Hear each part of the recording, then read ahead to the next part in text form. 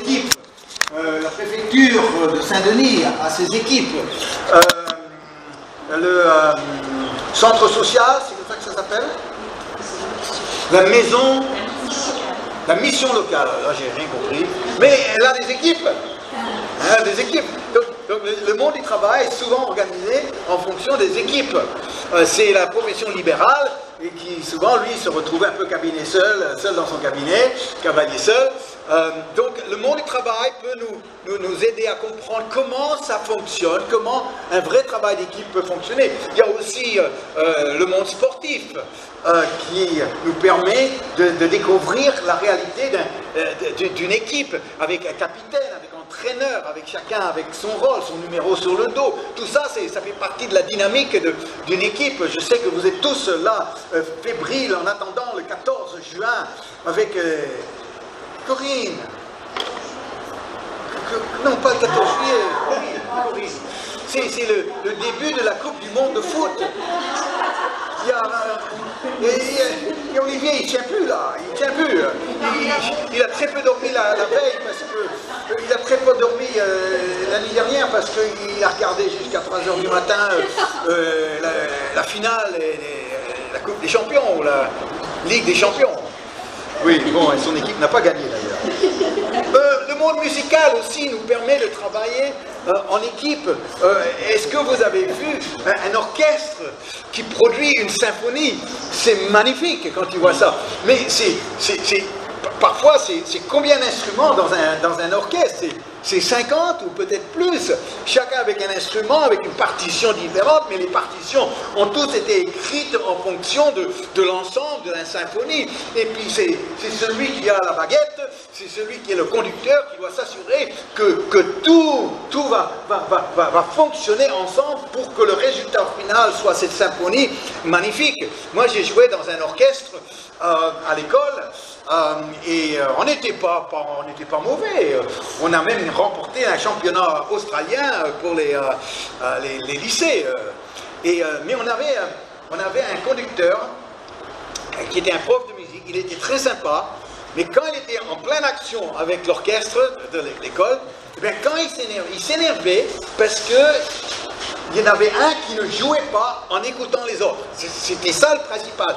Il était tellement dans sa partition qu'il n'écoutait pas ce qui se passait autour de lui. Et quand il voyait ça, eh bien il s'énervait et puis il utilisait l'équivalent de tête de bourrique. Il l'appelait tête de bourrique. Alors, oui, regarde-moi, écoute autour de toi. T'es pas, et il disait, et tu joues comme si tu étais dans une cabine téléphonique, tu vois, tout seul dans ton coin. Il disait, mais c'est pas ça, le travail d'équipe. Et donc, j'ai eu l'occasion, par ces différents moyens, de vivre un véritable travail d'équipe. Maintenant, il y a beaucoup de gens qui n'ont jamais fait leurs expériences dans les équipes. Et c'est quand même curieux. Ce que j'ai remarqué, c'est que en des pays anglophones, à l'école, tout le monde doit faire partie des équipes, ça fait partie de la vie d'une école, faire partie des équipes. Mais ce que j'ai remarqué en France, c'est qu'on aime surtout des sports où c'est moi contre la montagne, c'est moi contre lui avec l'épée en main, c'est le judoka, c'est vrai qu'il y a des équipes autour, mais on est plutôt dans le sport individualiste, et c'est pour ça que remporter une Coupe du Monde en 98, c'était un exploit. C'était un exploit. Bon, assez parlé foot ce matin. Donc, on va regarder 1 Corinthiens 3, versets 1 à 9, où Paul parle de son désir et du fait que l'œuvre de Dieu, c'est un travail en équipe. Donc, 1 Corinthiens 3, versets 1 à 9. Alors, pour moi, frères, ce n'est pas comme à des hommes spirituels que j'ai pu vous parler. Il parle bien sûr aux Corinthiens, mais comme à des hommes charnels, comme à des enfants en Christ. Je vous ai donné du lait, non de la nourriture solide, car vous ne pouviez pas la supporter, et vous ne le pouvez pas même à présent, parce que vous êtes encore charnels. En effet, puisqu'il y a parmi vous de la jalousie et des disputes, n'êtes-vous pas charnel? Donc ici, il explique ce que ça veut dire être charnel. c'est d'être pris par des jalousies, c'est d'être pris dans des disputes, des conflits. Ne marchez-vous pas selon l'homme. Quand l'un dit « moi je suis de Paul », un autre « moi d'Apollos », n'êtes-vous pas des hommes, n'êtes-vous pas charnels? Qu'est-ce que donc Apollos et qu'est-ce que Paul? Des serviteurs, par le moyen desquels vous avez cru, selon que le Seigneur l'a donné à chacun. J'ai planté, Apollos a arrosé, mais Dieu a fait croître. C'est un verset très intéressant celui-là. Verset 7. En sorte que ce n'est pas celui qui plante qui est quelque chose, ni celui qui arrose, mais Dieu qui fait croître. Celui qui plante et celui qui arrose sont égaux, et chacun recevra sa propre récompense selon son propre travail. Et enfin, car nous sommes ouvriers avec Dieu, vous êtes le champ de Dieu, l'édifice de Dieu. Là, il y a deux images différentes qui arrivent en fin de passage. Alors, ici, ce qu'on doit dire, c'est que Paul, il est bien dans sa peau, dans le ministère. Il n'est pas sur la défensive, il n'est pas en compétition avec d'autres ministères tels que Apollos. Non, non. Paul, il est dans une situation où il n'a pas besoin de se faire valoir, de chercher une place, parce que, eh bien, il a une notion de pureté de ses motivations. Apollos, vous pouvez faire une recherche sur lui dans la Bible, c'est quelqu'un qui avait un niveau de connaissance biblique de l'Ancien Testament qui était comparable à celui de Paul. On apprend même que Apollos était un très bon prédicateur. Et on peut même dire qu'il était peut-être plus éloquent que Paul lui-même. Paul fait référence au fait que, eh bien, il était méprisé pour ses prédications. Bon, je ne rentre pas dedans. Mais Apollos, il était un prince des prédicateurs, très éloquent. Paul, lui, il était loin devant Apollos au niveau de la révélation, au niveau du message, de la grâce de Dieu. C'est lui qui a reçu ça dans le désert de l'Arabie Saoudite. Vous pouvez lire ça dans Galates chapitre 1er. Et puis, il était aussi loin devant au niveau de la puissance de Dieu et de comprendre la puissance du nom de Jésus.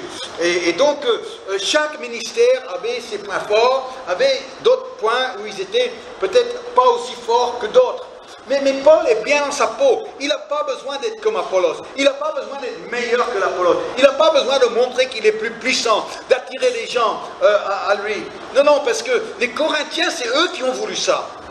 C'est eux qui ont dit, nous on est pour Paul. Et les autres, nous on est pour Apollos. Mais il n'y avait pas que ça. Il n'y avait pas que 2 camps dans l'église des Corinthiens. Il y en avait au moins 4. Et là on va les découvrir dans 1 Corinthiens 1, verset 12. Parce que Paul revient sur la question entre lui et Apollos. Mais dans le premier chapitre, il expose carrément le problème de l'église des Corinthiens. Je veux dire que chacun de vous parle ainsi. Moi je suis de Paul, et moi d'Apollos, et moi de Céphas. Céphas c'est Pierre, c'est Simon Pierre, et moi de Christ. Alors, ce qu'il faut comprendre, là, il y a 4 clans dans cette église-là. Ils ne s'entendaient pas beaucoup. C'est pour ça que Paul a dû leur parler de l'amour. L'amour, parce que c'était le conflit. Et alors, il y avait ceux de Paul dire, nous on est pour Paul, parce que lui, il est notre père spirituel, et puis on s'est converti à Jésus avec lui, donc nous sommes de son clan. Et puis les autres disent, oui, non, mais nous, on aime les prédications d'Apollos, qu'est-ce qui nous tient en haleine quand c'est Apollos qui nous prêche, non, notre pasteur c'est Apollos, et puis les autres ils disent, nous c'est Céphas. Alors ça me dépasse complètement que des gens dans l'église de Corinthiens disent Céphas. Pierre n'était pas un grand voyageur. Corinthe et Jérusalem c'est très loin. Il n'y a aucun récit qui nous dit que Pierre est allé à Corinthe. Alors comment est-ce qu'il y a une partie de l'église de Corinthe qui s'est référée à Pierre? Lui qui s'est retrouvé à Rome en fin de vie, mais on n'a aucune indication qu'il est passé par Corinthe. Et pourtant, il y a une partie de l'église. Alors lui, tout ce qu'on peut dire, c'est oui, on a entendu parler de lui, c'est un grand homme de Dieu, il a vécu 3 ans avec Jésus, et puis il a tout entendu, il a tout vu. Nous, on est de Pierre, on est de Céphas. Et puis alors, il y avait les super spies, les orgueilleux, qui disent, ben nous, on n'est ni de Paul, ni d'Apollos, ni de Céphas. Nous, on n'est pas des hommes, on ne suit pas les hommes, on suit Christ. Ouais. Des gens qui disent ça, méfiez-vous des gens qui disent ça. Parce qu'ils pensent citer la parole de Dieu, mais quand les apôtres, ils ont dit, nous n'obéirons pas aux hommes, mais à Dieu, ils étaient en train de dire que c'était les pharisiens qui les avaient interdit de prêcher le nom de Jésus. Et personne ici va vous dire, surtout ne prêchez pas le nom de Jésus. Mais c'est un langage que certains ont, parce qu'ils sont dans une phase de rébellion, ils sont dans le rejet des ministères que Dieu a mis, et leur rébellion semble très spirituelle en disant, nous ne suivons pas les hommes, nous suivons Dieu. Oui, mais si c'est Dieu a envoyé des hommes comme ministère pour fortifier l'Église, et pour amener l'Église à la maturité, eh bien, cher ami chrétien, eh bien, tu dois écouter les ministères que Dieu a envoyés. Amen, Vincent. Tu prêches bien, là. Ça, c'est chapitre 1er. Mais quand on arrive à chapitre 3, eh bien, Paul, il laisse tomber les gens qui disent « Nous ne suivons pas les hommes, nous suivons Christ ». Il laisse tomber les gens qui disent « Eh bien, nous sommes pour Céphas ». Il revient sur la question d'Apollos. Il veut simplement parler, s'adresser à ceux qui disent « Nous sommes de Paul et nous sommes d'Apollos ». Il est en train de leur dire « Écoutez, vous ne pouvez pas parler comme ça, parce que Apollos c'est Vincent, et Apollos c'est Paul, et Paul c'est Apollos. » Voilà ce qu'il est en train de dire. Nous faisons partie de la même équipe, dans la même mission, envoyée par le même Dieu, pour faire deux aspects du travail différents. Nous ne sommes pas en compétition, mais nous avons comme mission de faire progresser l'évangile parmi les païens. Pierre n'était pas dans la même équipe que Paul. Pierre n'a pas voyagé avec Paul. Pierre a surtout voyagé avec Jean à Jérusalem. Paul était avec Barnabas, avec Sylvain, Silas, avec Priscille et Aquilas, et Apollos. Pourquoi? Parce qu'ils étaient portés sur la mission envers les païens et pas envers les juifs, tandis que Pierre était porté sur la mission envers les juifs, l'évangile envers les juifs. Et alors ici, on apprend dans ce passage, si on revient, voilà, au verset 5, il me semble. Au verset 5, il explique que chacun, Paul et Apollos, avaient un rôle particulier. Il dit, moi je dois... non, c'est le verset suivant. Donc, j'ai planté, Apollos a arrosé, mais Dieu a fait croître. Paul, c'était celui qui devait planter. C'est celui qui devait commencer l'œuvre. C'est celui qui devait mettre la graine qu'il avait reçue de Dieu dans la terre. Le ministère d'Apollos devait passer derrière Paul, pour arroser la semence que Paul avait déposée dans les cœurs de là où il passait. Et quand Paul avait fait son travail, quand Apollos avait fait son travail, Dieu, lui, il fait équipe avec Apollos et avec Paul pour faire croître. Et ça, c'est une grande leçon pour nous. Parce qu'on aimerait que tout tombe du ciel. Mais l'œuvre de Dieu doit sortir de la terre. Et pour que ça sorte de la terre, il faut qu'il y en ait un qui plante, il faut qu'il y en ait un qui arrose, afin que Dieu, lui, il soit de la partie et il commence à faire croître. Paul ne peut pas faire croître. Apollos ne peut pas faire croître. Seul Dieu peut faire croître. Mais si la semence n'a pas été déposée, s'il n'y a pas eu un arrosage, qu'est-ce qu'il peut faire Dieu? Qu'est-ce qu'il peut faire? Qu'est-ce qu'il peut faire? La réponse, c'est pas grand-chose. Vous prenez une semence. Hein, combien vous avez des petits potagers à la maison? Quelques tomates. Et vous plantez la semence, les graines. Vous n'arrosez pas. Qu'est-ce qui va se passer? Est-ce qu'il y aura croissance? Non. La plante va peut-être essayer de sortir et puis très vite elle va mourir. Elle a besoin d'être arrosée. Maintenant, imagine quelqu'un qui veut arroser. Mais il arrose un potager qui n'a pas été semé. Qu'est-ce que tu auras? De la boue. C'est tout. Tout ce que tu auras, c'est la boue. Pourquoi? Eh bien parce que qu'est-ce que Dieu peut faire quand il n'y a pas eu de la semence dans la terre, un arrosage qui est fait? Dieu, que peut-il faire? Eh bien, il ne peut pas faire grand-chose. Pourquoi? Parce qu'il s'est lié lui-même dans une équipe. Dieu fait équipe avec les hommes. Dieu fait équipe avec celui qui plante, Dieu fait équipe avec celui qui arrose. Il dit, quand vous avez planté, quand vous avez arrosé, moi j'arrive. Moi j'arrive. Et aujourd'hui, ce que je vous propose par rapport à cette lettre à l'habitant, eh bien, c'est une tentative de planter une semence dans tout ce secteur. Et là, on peut l'arroser par la prière. Vous imaginez, on a semé dans les boîtes à lettres sur 3 rues, après on rentre chez nous et on prie pour ces personnes qui vont ouvrir ce courrier.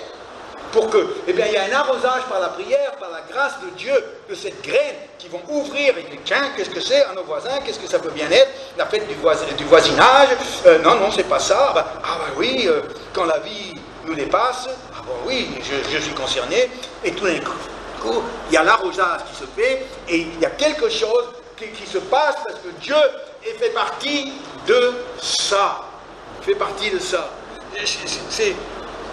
Paul est remarquable avec Apollos. Il aurait pu vraiment se sentir en compétition. Parce que les Corinthiens poussaient dans ce sens-là. Ils mettaient Paul et Apollos. Hein? Paul, moi je suis de Paul, moi je suis d'Apollos. Ah oui, Paul est une père spirituel. Oui, mais Apollos, il prêche bien. Oui, Paul, il a dit le problème c'est les Corinthiens, le problème c'est pas Apollos.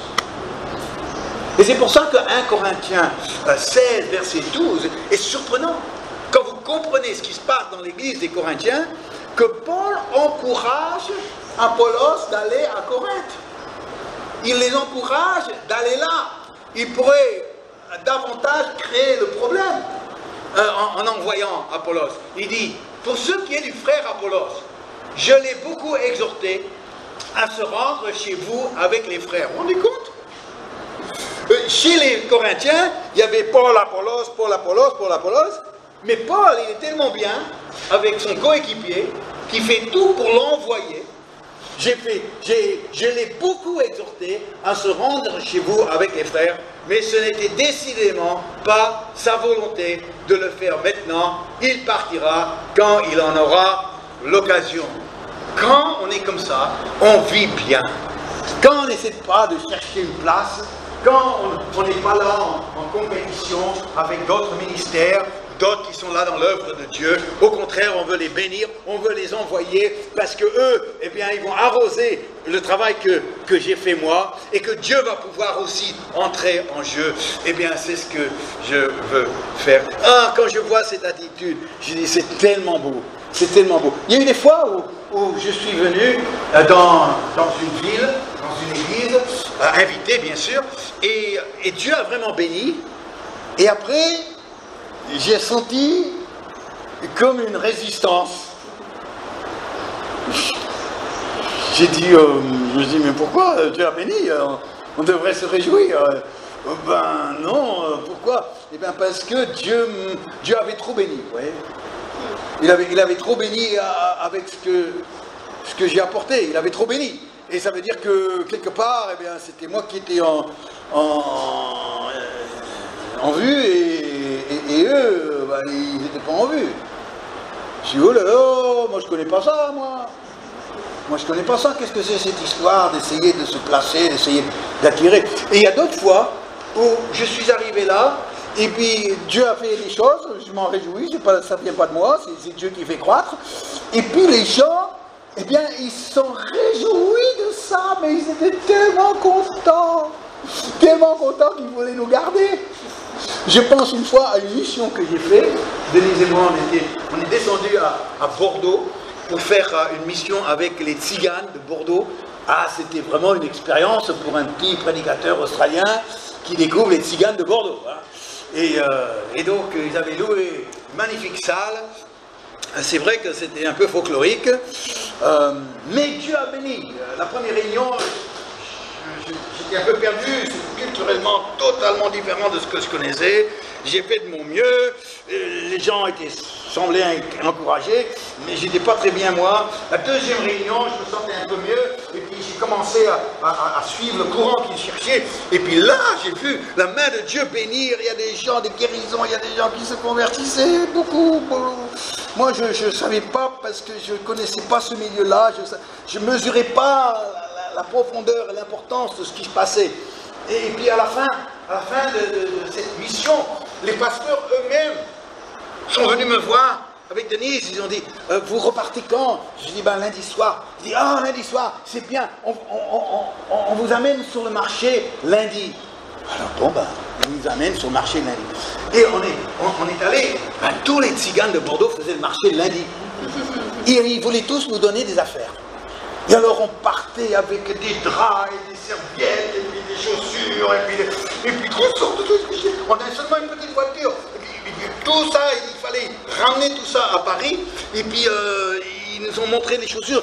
Prenez une paire. Et je dis, ben écoutez, je vois pas là tout de suite quelque chose que je mettrais. Vous n'aimez pas? C'est pas grave. Venez avec moi. Il nous a emmenés dans un grand magasin de chaussures. Prenez ce que vous voulez. Et puis après, il y a le pasteur qui m'a dit, Vincent, revenez à Bordeaux, vous ne manquerez de rien.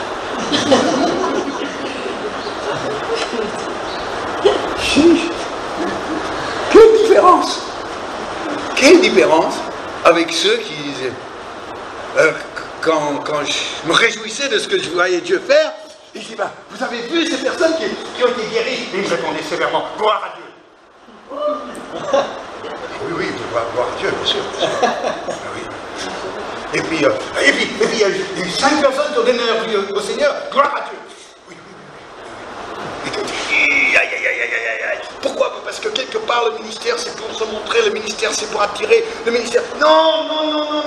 Le ministère, c'est pour que Dieu fasse croître. Amen. Ça fait 4 semaines. Ouais, vous avez perdu l'habitude. C'est pour ça que moi, quand quelqu'un est béni, quand il y a un ministère qui est béni, qu'il y a un ministère qui l'a, oh ben, je vais lui demander de prier pour moi parce qu'avec lui ça marche. Je dis, ben vas-y, amen. On entend ça. Avec lui ça marche. Je dis, ben, très bien, l'important c'est que ça marche. Mais on refuse la rivalité, on refuse les jalousies, on refuse d'essayer d'accaparer la bénédiction de Dieu à soi-même. On refuse cet état d'esprit de conflit et de rivalité, de concurrence. Non. Pourquoi? Parce qu'au bout, on veut voir des vies transformées par la grâce de Dieu. Et c'est pour ça qu'en fin de ce chapitre premier, nous sommes ouvriers avec Dieu. Nous sommes nous. S'il y a une chose qu'on doit travailler dans une église, c'est le nous. Parce que tout le monde est dans le moi. Tout le monde est dans moi. Ma vie, mon problème, ma bénédiction, ce qui est pour moi. Mais Dieu, lui, il dit, nous sommes ouvriers avec Dieu. C'est pas je suis ouvrier avec Dieu, c'est nous sommes ouvriers. Il voulait aider les Corinthiens à comprendre le nous, quand ils étaient tous dans le moi, dans le je, le nous. Et le nous, c'est un vrai défi pour une église. On est tous différents, on vient de milieux différents, n'est-ce pas? Moi, il y a des Suisses là, qui sont là, un Suisse, c'est pas un Australien. C'est peut-être mieux qu'un Australien, je sais pas. Mais il y a de tout, il y a différentes de génération, il y a différence d'éducation, il y a différence d'expérience, il y a différence de sensibilité, de personnalité. Les Marseillais, les Marseillais, c'est pas des Parisiens, Farid. Surtout pas. Mais surtout pas, non. Tout le monde est différent. Tout le monde est dans le moi. Et Dieu dit, je ne travaille pas avec le moi. Je travaille avec le nous. Donc je vais vous aider à faire équipe. Parce que je travaille avec l'équipe. Je ne travaille pas avec Paul, je ne travaille pas avec Paul, je travaille avec Paul et Apollos. Voilà comment je travaille. Je travaille avec une équipe. Alors, qu'est-ce qui nous permet de surmonter nos différences? Rima, toi et moi, on est différents. Hein? Moi, je suis blanc, toi, t'es chocolat. Moi, je suis un homme, toi, t'es une femme.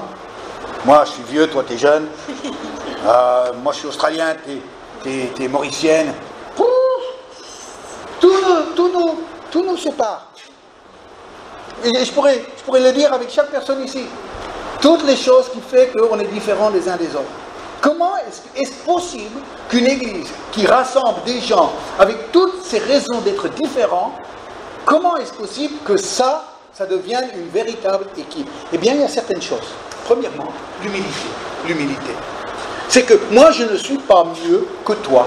Rima, tu n'es pas mieux que moi, mais moi, je ne suis pas mieux que toi. Et en fait, toi, tu es mieux que moi. Et oui, non, Rima, non, tu es mieux que moi. Tu es mieux que moi. Chantal, tu es mieux que moi. Je crois que je ne te l'ai jamais dit. Ben, je te l'ai dit. Tu es mieux que moi. C'est quand tu arrives à un point où tu veux élever l'autre, tu veux la réussite de l'autre, tu veux la bénédiction de l'autre, tu veux que Dieu utilise l'autre, eh bien tu arrives à casser le moi pour devenir le nous. Mais si on refuse l'humilité, et si quelque part on veut se faire valoir, si on veut se produire, si on veut se servir du Seigneur, on veut se servir du Seigneur. C'est pas servir Dieu, c'est se servir de Dieu pour justement avoir un titre, une place, une reconnaissance, des remerciements. Eh bien, jamais Dieu va pouvoir travailler avec le nous quand c'est comme ça. C'est la première chose, c'est de l'humilité. S'il y a une chose qui me fait plaisir, c'est quand des gens qui ne connaissent pas ou connaissent à peine viennent au milieu de nous et qui me disent, Vincent, on sent dans l'assemblée une vraie humilité. Je dis, qu'est-ce qui vous fait dire ça? Eh bien parce que vous ne donnez pas l'impression que vous êtes les meilleurs. Vous ne donnez pas l'impression que vous êtes les plus puissants. Vous ne donnez pas l'impression que vous avez tout compris, que vous avez la grande révélation de Dieu. Non, que vous avez votre vie à vivre avec le Seigneur. Et quand j'entends ça, je dis, ça me fait chaud au cœur. Parce que ça, c'est mon état d'esprit. Et je crois que c'est le vôtre aussi. Parce que sinon, vous ne serez pas là. La deuxième chose, c'est d'aimer l'œuvre de Dieu. Tout le monde va dire, j'aime Dieu. Tout le monde va dire, j'aime Dieu. Mais aimer l'œuvre de Dieu, ça se voit. Ça se voit. Quand mes choix fait que l'œuvre de Dieu passe en premier plutôt que moi, eh bien ça nous montre qu'il y a le nous maintenant qui compte.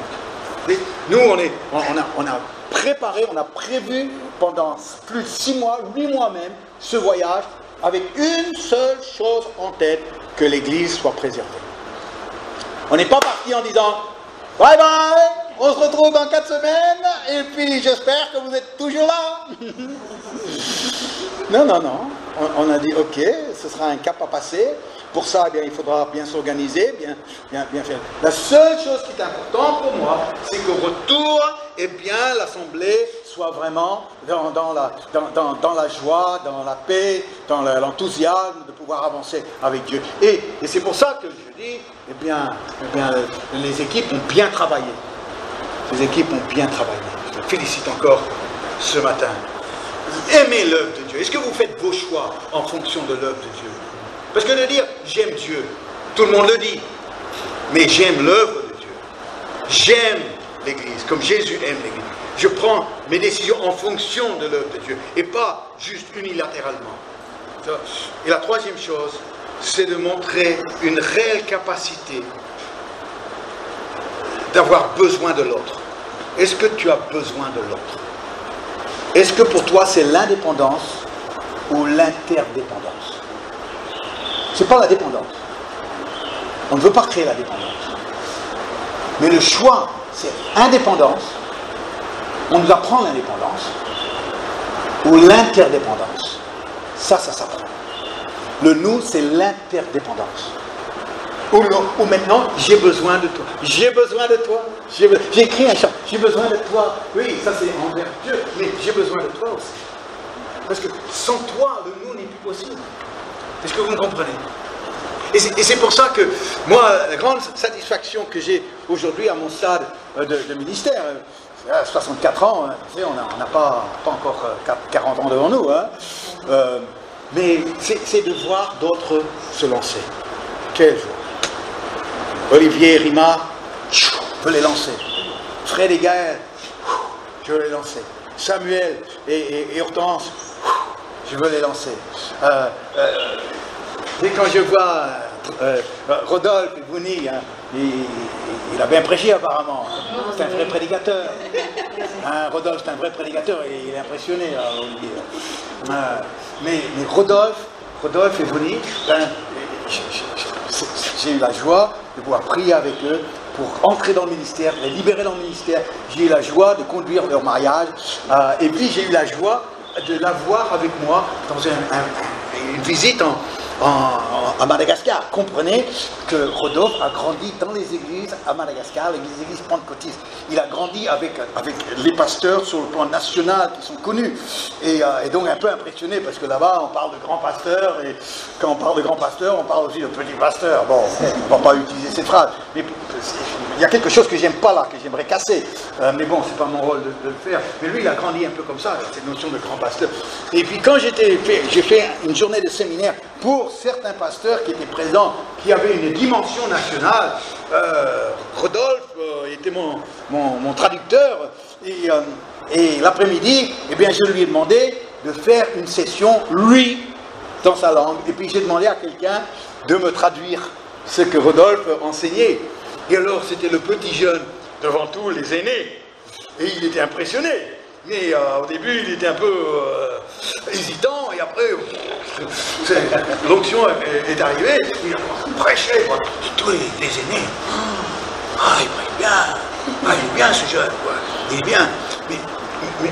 Mais quelle belle équipe on a fait. Quand j'enseignais, lui, il traduisait, et puis quand il avait fini de traduire, lui, il était content, il pensait qu'il pouvait se reposer. Ah non. Mais non, c'est toi qui dois prêcher. Et d'autres peuvent traduire. Mais c'est comme ça que ça marche. C'est comme ça que ça marche. On est là pour encourager l'autre. On est là pour lui dire t'as bien fait. On est là pour dire ah, quelle bénédiction. On est là pourquoi? Parce qu'on veut le Dieu qui fait croître le nous. Avec le nous. Et quand ce monsieur en Australie, que je ne connais toujours pas, on ne pouvait pas le rencontrer dans cette visite, je lui ai sensibilisé par rapport à tous ces billets qu'on devait payer pour que Rodolphe aille à Mayotte, et puis des voyages à Madagascar. J'ai dit, écoute, ça va nous coûter de l'argent, tout ça. Et puis lui, eh bien, il nous a envoyé les fonds pour pouvoir couvrir tous les billets pendant 2 ans. Qu'est-ce qui se passe? Les équipes se mettent en place. Dieu prend des personnes qui sont très différentes l'une de l'autre. Même quelqu'un que je ne connais pas, mais qui nous suit de loin, avec un petit malgache comme Rodolphe, avec un vieux Australien comme moi, on les met ensemble et ça produit quelque chose d'intéressant. Qu'est-ce que vous en pensez? Oui. Et Espace Foi Sans Frontières, c'est ça. C'est ça, si vous avez compris ça. C'est pas la foule. C'est pas la foule, on est loin d'être les plus grands, loin de ça. Mais écoutez, moi ça me va bien, hein. Quand je vois la qualité de ce que vous êtes, quand je vois la maturité de votre vie chrétienne, quand je vois votre sérieux, moi ça me va très bien. Moi j'ai pas besoin de la grande foule. Ce que je veux voir, c'est des gens qui savent faire équipe. Comme ça, Dieu peut faire croire. Voilà ce qu'il me dit. L'Apollos a besoin d'un Paul et Paul a besoin d'un Apollos. Et quand il y a Paul et Apollos qui travaillent ensemble, là, Dieu est là parti. Vous avez fait connaissance avec mon ami Antoine, n'est-ce pas? Antoine, hein? Voilà encore, Vincent Antoine, jour et la nuit. Hein. Lui, c'est un grand Polonais. Vincent, il m'a emmené en Pologne pour découvrir, pour essayer de comprendre. Il a une personnalité de papa, lui qui a eu 7 enfants, et puis quand il arrive quelque part, il met le pasteur sur son genou, il dit raconte-moi tout. Tu vois. Alors le pasteur est tout content parce que normalement c'est lui qui prend, et là il se décharge, il s'arrête. Et après il a dit Antoine, qu'est-ce qu'il t'a dit? Ben, je sais pas, mais je me sens vraiment bien. C'est ça avec Antoine.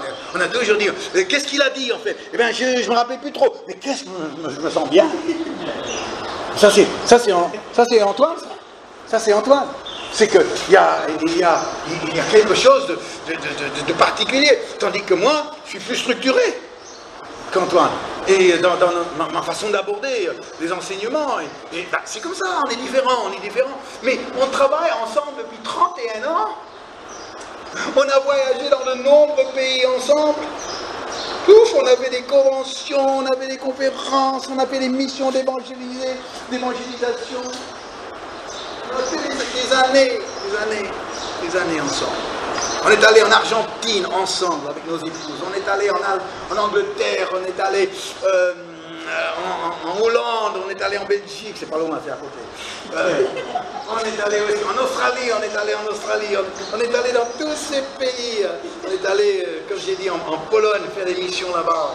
Et on a commencé, Antoine et Vincent, on a commencé 2 mouvements d'église. Mais ce qu'il faut comprendre, c'est comment Dieu s'est servi de nous. Parce que pendant 17 ans, le premier mouvement qu'on a commencé, ça s'appelait Vie chrétienne en France. J'aimais bien ce nom. On a dû le changer plus tard pour des raisons qui sont trop compliquées, qui est devenu UAPM. Mais pendant ces 17 ans, j'étais son président fondateur. Pendant 17 ans, j'étais son président fondateur. Et c'était Vincent et Antoine. Mais après 17 ans, j'en avais assez de tout le rôle politique que j'avais. Donc j'ai passé la main. Et après, plus tard, pour des raisons encore une fois un peu compliquées, on avait besoin de recommencer. Et cette fois-ci, c'était Emma. Et il vous en a bien parlé, comme il sait faire. Et après, eh bien, aujourd'hui, on a lancé un deuxième mouvement. Mais cette fois-ci, c'est Antoine et Vincent. Est-ce que vous voyez la différence? Première, c'était Vincent et Antoine. C'était moi, j'étais fer de lance, et Antoine me suivait. Mais maintenant, c'est différent. C'est Antoine qui est le fer de lance, depuis son expérience du ciel. Il est redescendu du ciel, mais alors avec une pêche que je n'ai jamais connue, chez lui, avec une détermination, une vision, jamais vue. Et Vincent, c'est Vincent qui est un peu à la traîne, mais moi je suis content. Je suis content d'être là pour le soutenir, pour l'encourager. Quand il a besoin de moi, ben, je suis là. Mais pourquoi est-ce qu'on peut vivre ça? Eh bien parce qu'il y a Philippiens 2, les versets 2 à 5, qu'on prend au sérieux.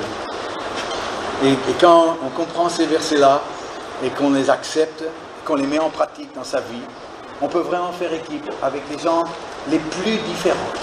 Tout ce qui est plus différent. Eh bien, regardez ces magnifiques versets de l'apôtre Paul. Et il faut qu'on pense à Paul et Apollos pendant qu'il écrit ceci. Rendez ma joie parfaite, ayant un même sentiment, un même amour, une même âme, une même pensée.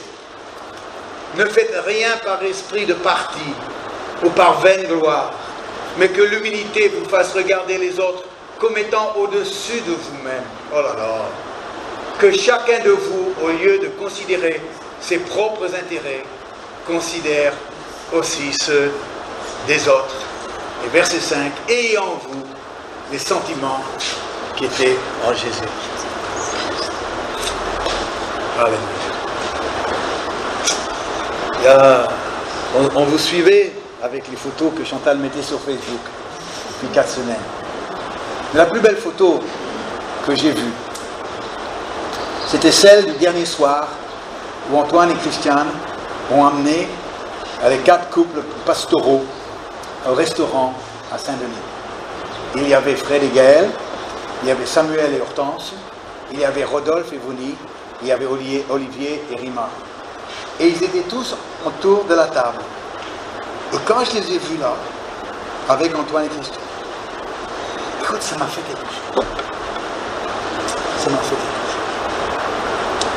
J'avais qu'une envie, c'était de revenir à la vie. J'avais qu'une envie, c'était de recommencer ce travail de construction que nous faisons ensemble.